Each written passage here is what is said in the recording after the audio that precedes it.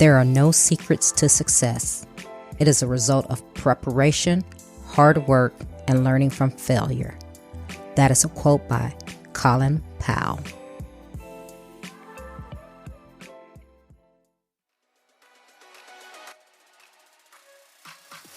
Welcome to Trina Talk. This is the podcast where guests share their stories of pursuing their passions, living a fulfilled life, and empowering others.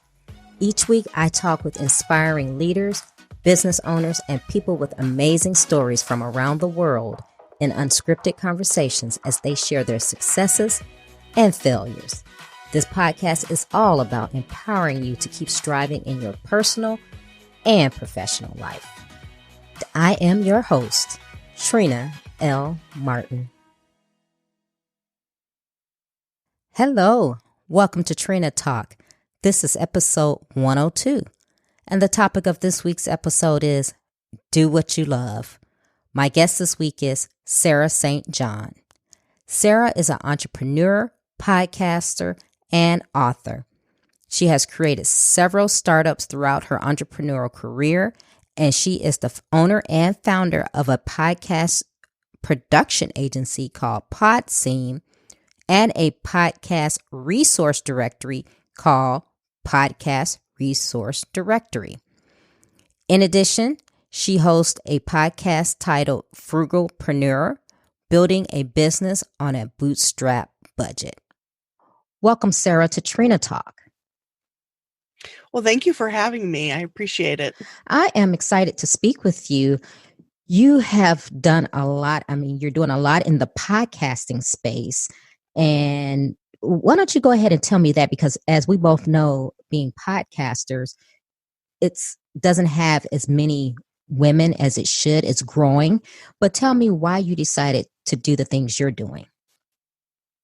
Yeah, I think that's true. There definitely, I was reading about that the other day, that women, it's increasing in number, but it's still like, I don't know, 20 or 30% maybe. Mm-hmm. But I started my podcast, which is called Frugalpreneur, and it's about building a business on a bootstrap budget. I started that to coincide with a book that I had written also called Frugalpreneur, just kind of just to kind of go along with it. I thought it, would be useful, or another mode of education, I guess, for people who like to listen to audio. But it was in the process of starting that podcast that I actually enjoyed that and was gaining more traction with the podcast than from the book. And so I've kind of switched gears now to focus more on podcasting.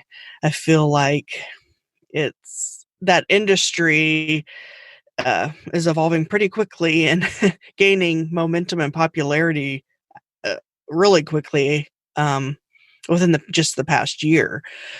And so that's kind of more my focus now. And I've started a podcast production company, just started that.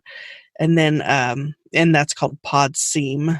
And then Podcast Resource Directory, which is basically a directory of various podcasting related tools and services for someone starting a podcast. And I'm actually working on another book called Podcastpreneur. So I'm kind of narrowing down on podcasting now.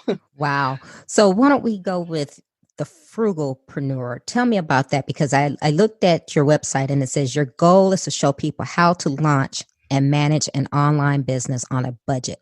So do share. Yeah. So kind of the whole concept of it started, are you familiar with Dave Ramsey? I am. Okay, yeah. I was doing his financial peace class, and I was sitting in there, and he talks about all these ways to save money, which is great. But I was thinking, well, what about ways to make money to help pay off debt and whatnot, but on a budget? And so I had been kind of experimenting with various online businesses for years now, and always like researching the tools and whatnot that help me to run a business on a budget. usually free tools or very affordable ones. So I was like, maybe I could. The idea of frugalpreneur just kind of came to me, like being an entrepreneur on a budget. And so that's where the idea of the book and then the podcast came from, to help people um, like discover, first of all, what different things they could do on a budget, particularly online businesses, because it's hard to do an offline business on much of a budget. Um, but and then just the different tools that I use to operate it on a budget. So do you want to go into some of your tools and your strategies that you use? Yeah. So for it's important, I think, to have a website, but you can do that very affordably by you can get a domain name for $1 at oneand1.com. It's the number one and one.com. You can get a domain for like $1, and then you could get a free website with WordPress. And then, once you come up with a name or an idea, you could create a logo in Canva or hire someone in Fiverr for like $5. And then, like, you need to start developing an email list, which I was using MailerLite for, but I've just switched to SendFox, which, especially for a content creator, is really useful because you can like input your blog or podcast feed in your YouTube channel, and it automatically generates like newsletters and all kinds of stuff for you. So it's very hands off and it's free, up to 3,000 subscribers. So those are like the main tools I would recommend getting started with, regardless of what kind of business you do. And as far as what you could do, you could do like drop shipping. If you have no idea where you want to go and what you want to do, and you're just looking to get started online, I've done drop shipping, which is basically you have a website with different products, and when someone buys something, you actually don't have to maintain an inventory or fulfill it or anything. It goes to a wholesaler basically, and they fulfill the order. So there's like no upfront costs, and you don't even have to do the shipping or anything. The only problem is a lot of the drop shipping is from China, so the delivery time is pretty long, and people are used to getting stuff in 2 days with Amazon. So that's something to be aware of. But the profit margins are pretty high, because you could, you know, something could be like $1 that you could charge $10, $15, $20 for example. So that's one idea. Or affiliate marketing is one that I like a lot. That's where you're basically referring other products and services. And then if someone purchases from your link, you get a commission from that. And even podcasting, or, I mean, there's just so many, coaching and consulting. There's so many different options for creating an online business now that requires very little upfront capital, I guess you could say. Mm-hmm. Yes, exactly. So, what did you do before you got into this space of podcasting and doing online businesses? So I started out over a decade ago doing photography. Before I started doing online businesses, I was doing photography and whatnot, which I enjoyed, but it gets very expensive to maintain equipment and cameras, lighting, all that stuff, all the time it takes to edit. So I was wanting to transition to an online business. And so I've tried different things. Like I had a t-shirt business, where you can create the design, and then it's kind of like drop shipping, but you're creating the design. But there's just so much competition with that, and very little profit per shirt sold.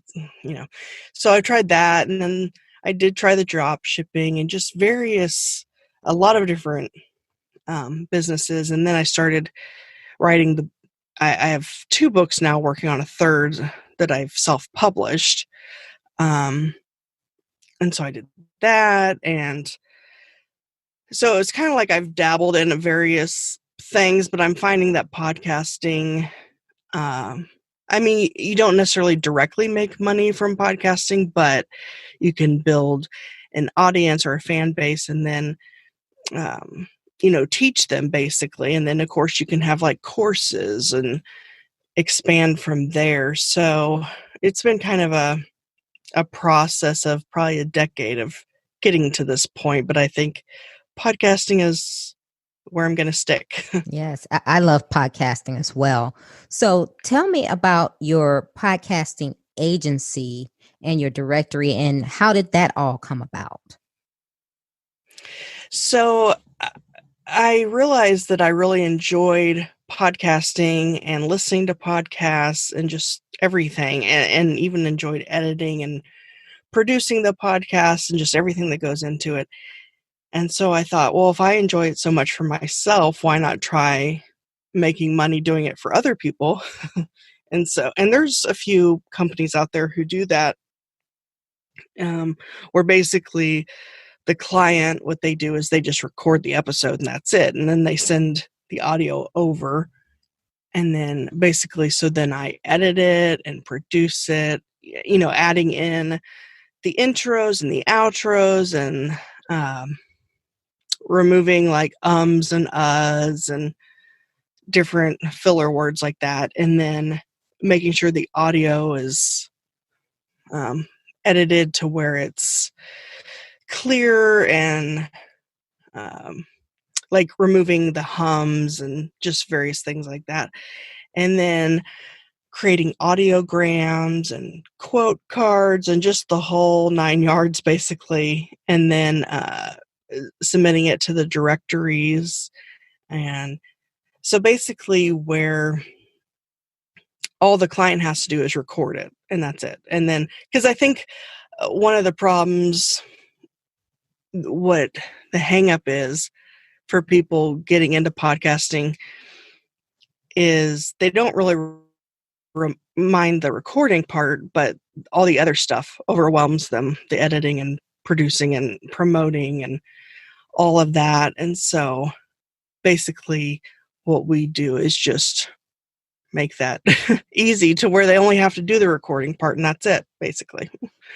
Wow. So I'm sorry. Do you have a team of people who do this? Oh, well, right now it's just me. Oh, wow. So you Yeah, do because I all just, this? yeah, currently I do. Wow. But at some point, I'll probably get more people. Yeah, because I'm just thinking as you're talking, I'm going, yep, I do all those things for my podcast. I do the audiogram, the quote, the recording. And so wow, so you're doing your own podcast and then you have clients that are sending you their recordings for you to do that as well. I mean, how do you not get overwhelmed with that? Yeah, well, and I just started, so I don't have too many clients yet, just a couple. But so it's manageable right now. But yeah, at a certain point, I'm going to have to start, either outsourcing some of that or getting virtual assistants. But yeah, it's pretty time consuming, but I enjoy it. So, um, but yeah, it saves the clients a lot of time. Yes. Um, and then, yeah, you had asked about the directory.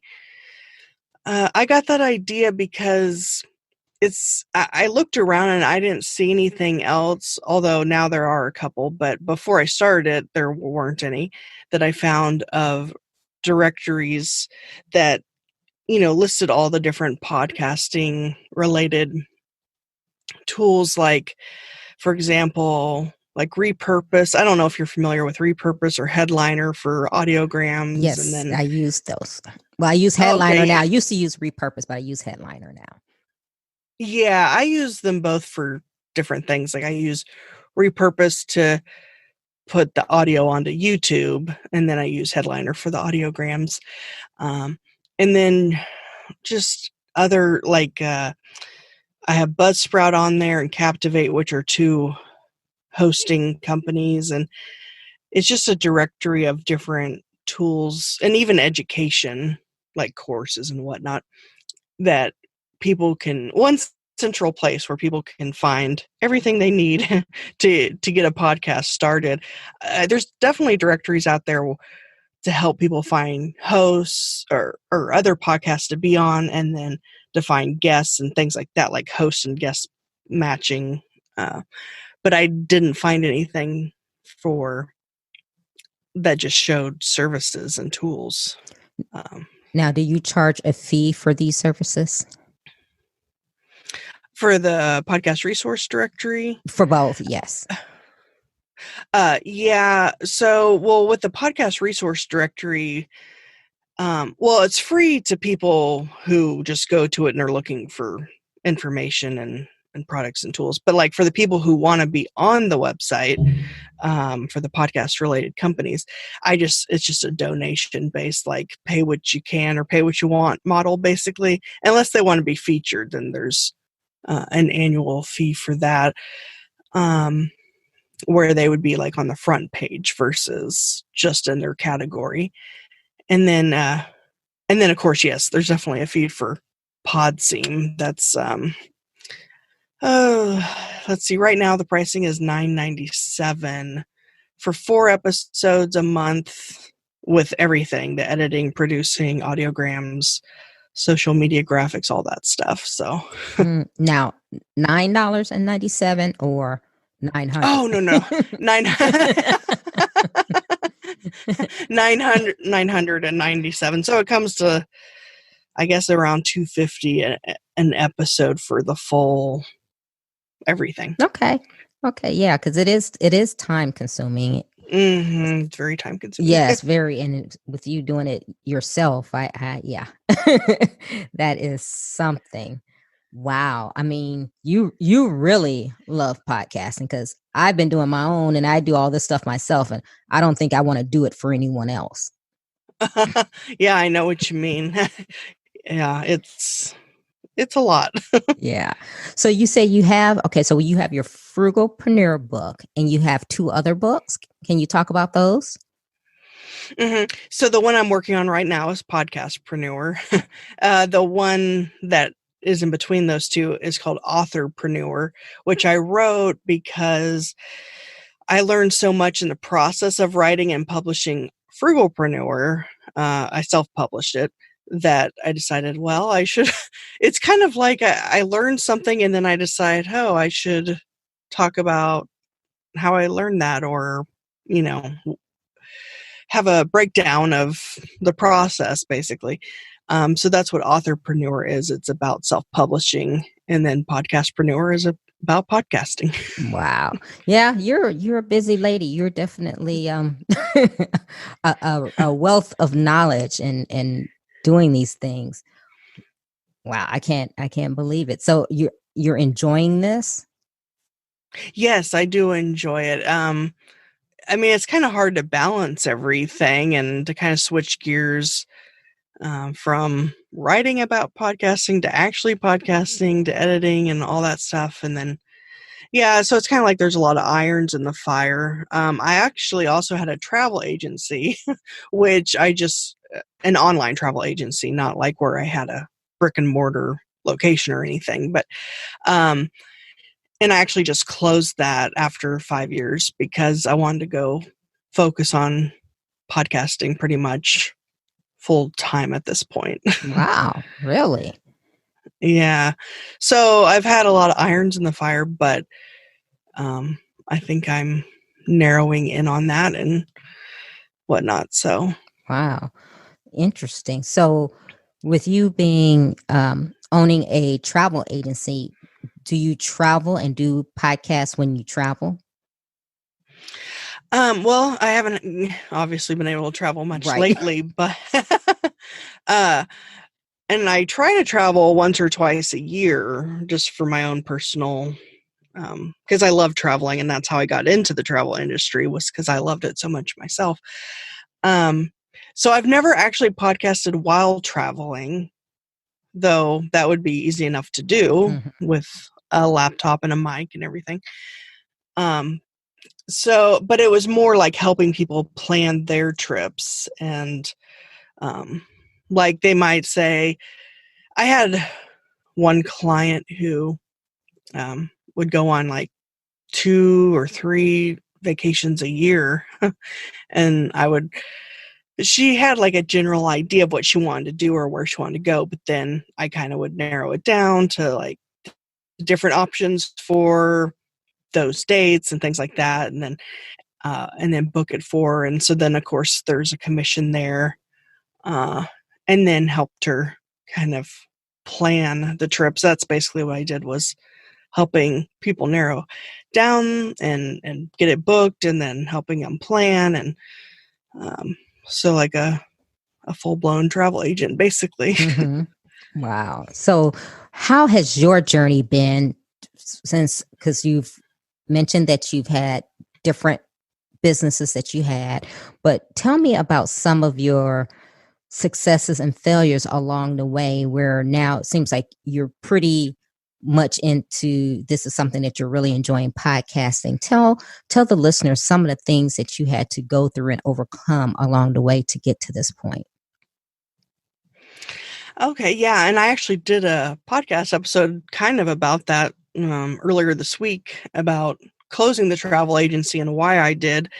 Um, and that I don't feel like the travel agency and even the photography business I had were necessarily failures, because I was making an income with them, but it was more that I realized that they weren't what I wanted to do long term, or um, that I don't know. As entrepreneurs, we kind of have shiny object syndrome, where something else comes along and it looks more appealing, and we're like, oh, let's try that now. And that's definitely been, I guess, that's been an issue, or I guess maybe a failure that I've had over the years, is that I tend to have shiny object syndrome. But um, I think all these different ventures basically have been like stepping stones to, I wouldn't say they were failures, but learning experiences, I guess, to um, what I really want to do, like kind of just steps. It's like the photography business and travel agency have nothing to do with podcasting. So someone might be like, well, how is that like stepping stones? Because it's unrelated. But I feel like you learn in the process. And, uh, and so I had the photography business for 7 years, and then the travel agency for 5 years. And I've had various little businesses here and there that I don't really consider even worth talking about, because they were so little and so short lasting. But those were the two main ones. And I think the fact that they lasted as long as they did, and that they were income producing, um, I think they were successful enough. But it was just that, I don't know. It's almost like you try different things, and eventually you might get to the point where you're like, well, that was fun while it lasted, but not that you should just keep, changing what you're doing. But I feel like podcasting is basically ultimately where I'm going to land and stick with. And that sometimes you have to get other things out of the way, like other things that you're interested in and want to try, kind of get those out of the way, get them out of your system, basically. And then, you know, Absolutely. No, and that's kind of what I was going for because and I didn't mean you thinking of things as a failure, but we go through successes and failures to get to the point where you are now, where you're saying, okay, podcasting is this is it for me and this is where I want to grow. But I do believe, like you said, everything is a stepping stone. So you learn things along the way, even though you had two businesses that were totally unrelated. I'm pretty sure there's aspects of those two businesses that you say, okay, I can take that and put it towards my podcast business, whatever that may be, whether it's, your travel agency is working with people and, things like that. So I always like for people to know the lead up, the stones that come to the point where someone is finally saying, okay, I'm at the point where I feel that this is where I'm supposed to be. Yeah, exactly. Yep. You said it more concisely than I did. Wow. Well, Sarah, we're going to get into the question portion of our show. Are you ready? I'm ready. Okay. So, who or what motivates you? Oh, as far as entrepreneurial, Whatever. It doesn't matter. It doesn't have to be business. It can be whatever. well, I guess what motivates me in the entrepreneurial space is just I would like to get to the point someday where I'm able to work from anywhere and travel while still working and making an income. So I guess the lifestyle that I would like to have is what motivates me to keep going. What demotivates you? I guess just the process and how long it takes and just all the hustle that you have to go through. Like, I mean, obviously I'm still doing it, but it's like some days it's overwhelming sometimes. Mm-hmm. When was a time that something was said or done to hurt you, but it worked for your good?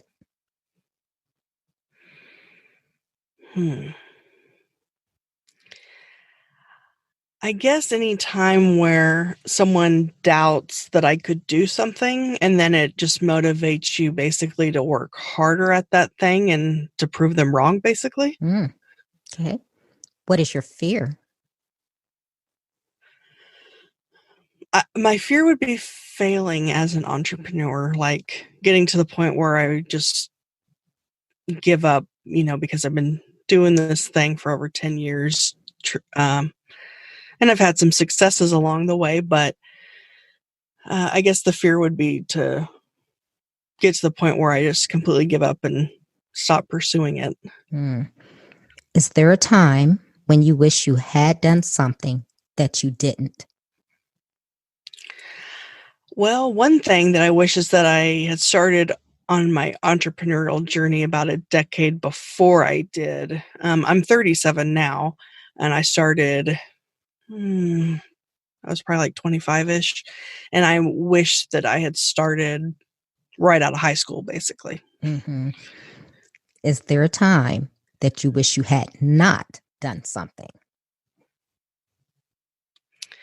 I guess there are several little tiny businesses I've started over the course of the decade plus that I wish I hadn't wasted time on because, and focus more on the things that have worked. Mm-hmm. What is your definition of success? Well, my definition of success will be when I get to that point where I can work full time on, from home or remotely and travel and be able to produce enough of an income, self-employed as an entrepreneur to be able to be to work remotely from wherever I want, basically. How do you recharge? Well, sleep for sure, and coffee. Sleep and coffee. What are you awesome at?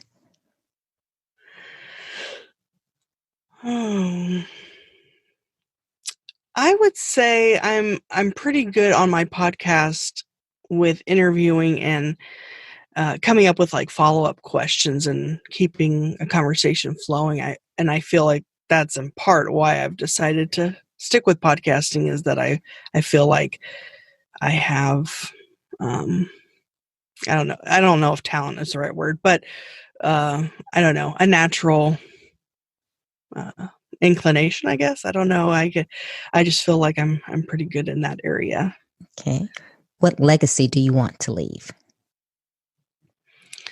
I've always thought it would be awesome to be able to start a business where it could last for generations or be passed on to like my kids and their kids and so on, like a family business type of thing. I think that would be awesome to leave that kind of a legacy. Give the listeners one motivational takeaway. Let's see.